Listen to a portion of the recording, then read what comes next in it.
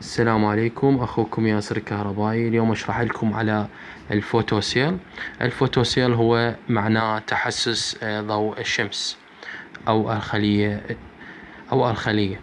عندنا هذا الفوتوسيل، هذه الماركة. هذا الزرق اثنيناتين يعني بارد، هذا الزرق اثنيناتين يعني بارد. عندنا الأسود هو دخول كهرباء إلى الفوتوسيل، دخول كهرباء إلى الفوتوسيل.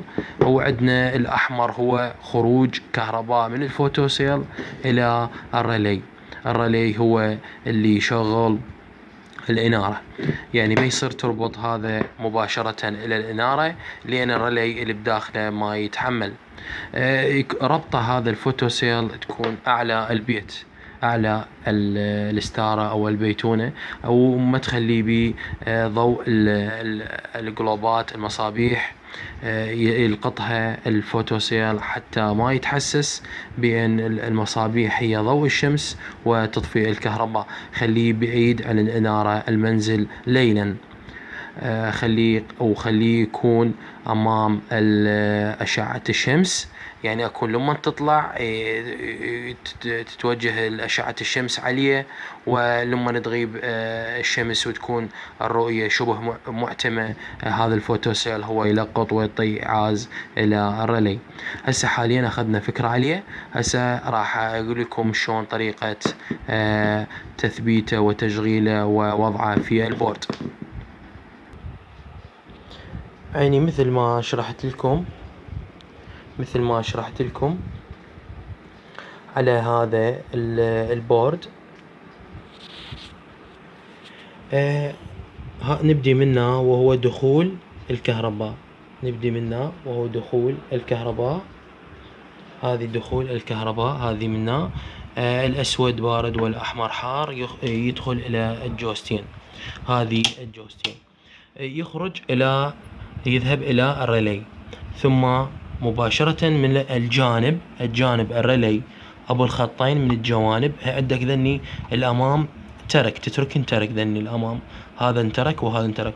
الجوانب هذا منا وهذا منا، وتتربط على هذا الكونكتر اللي هو الخروج إلى سويتش أو سويتشات الإنارة. عندنا هنا شلون طريقة الربط، انتبه لي زين عيني. هذا هو قلنا عليه مال الفوتوسيل. هسه حاليا راح اربط لكم اياه، بس اريد واحد هسه لحظة ثواني وراجع لكم. يعني مثل ما قلت لكم هو الازرق بارد، الازرق هذا هياته بارد، هذا الازرق تربطه على البارد،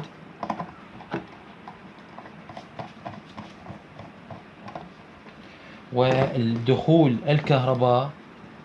الكهرباء هذا الأسود على هذا الأسود. هذا الدخول الكهرباء هذا الأسود تاخذه من بعد الجوزة الرئيسي. هسه أقول لكم شنو هاي الوايرات الطالعة. أنا أربط، وهذا الأحمر هو يعطي إعاز إلى الريلي. عندنا هذين الوايرات، هذا بارد خليته إلى مصابيح الإشارة، هذا هياته. هسه حاليا ما لي دخل بالبارد، عوف البارد. هذني الثلاث وايرات شنو؟ هذا الواير مباشرة تربطه بالريلي. البارد شديناه. هذا الواير يخرج من الملف الريلي، هذا دخل منه وهذا بإيدي، هذا هياته، هذا يذهب إلى الريلي. نجي على الوايرين البقية، الوايرين هذني الوايرين، هذا الأحمر وهذا الأسود. الأحمر هو خروج مباشر من الجوزات، حار خروجه مباشر، هذا هياته خروجه حار. وهذا الثاني جاي من خروج الفوتوسيل، هذا من الخروج من الفوتوسيل. ايش راح يصير؟ راح اسوي سويتش. هذا قلنا يروح للريلي. السويتش علي من احوله على الفوتوسيل، لو احوله مباشر احوله على الفوتوسيل. لو احوله على المباشر من خلال هذا السويتش. تجيب سويتش اون اوف يدوي، او تحط تو واي، او سويتش تو واي. اذا حطيت سويتش تو واي، هذا اللي يروح على الريلي ينحط في البرغي بالوسط، وهذا البرغي اللي على اليمين، وهذا اللي على اليسار. فتختار او مباشر او فوتوسيل. مباشر او فوتوسيل.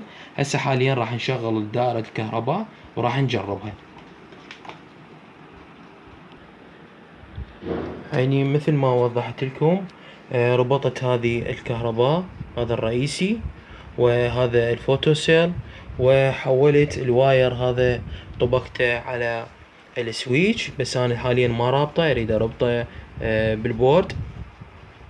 وهذا ربطت هسه حاليا الخلية على الكهرباء. الريلي ربطته على الخلية او الفوتوسيل. هسه حاليا راح اشغل. عندنا هذا الجلوب راح يشتغل جلوب احمر، هو باعتباره الانارة. هسه حاليا شغلت. راح اجيب هذه واخليها معتمة. شوف انتبه لعيني هنا، راح يشتغل هنا جلوب احمر، بس اكون الخلية تقرأ من 10 الى 15 ثانية. انتبه لعيني، هذا اشتغل، هذا من خلال الخلية. هسه حاليا راح اخر الانارة، راح اخلي لي شوية الانارة مو قوية. هذا شوف عيني القلوب، هذا الشمس، شوف عيني وخرته. راح ارجع اعتمها مرة ثانية، تكون الرؤية شبه معتمة.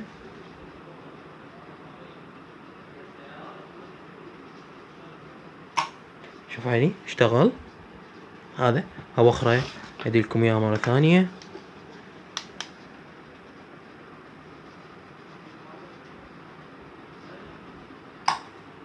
عيني ان شاء الله واضحة. ومثل ما وضحت لكم تسوون سويتش، واحد يصير مباشر وواحد يصير على الفوتوسيل. واذا ردت تطفي الدائرة تطفيها من حار وبارد. انتظر تعليقاتكم. اخوكم ياسر الكهربائي.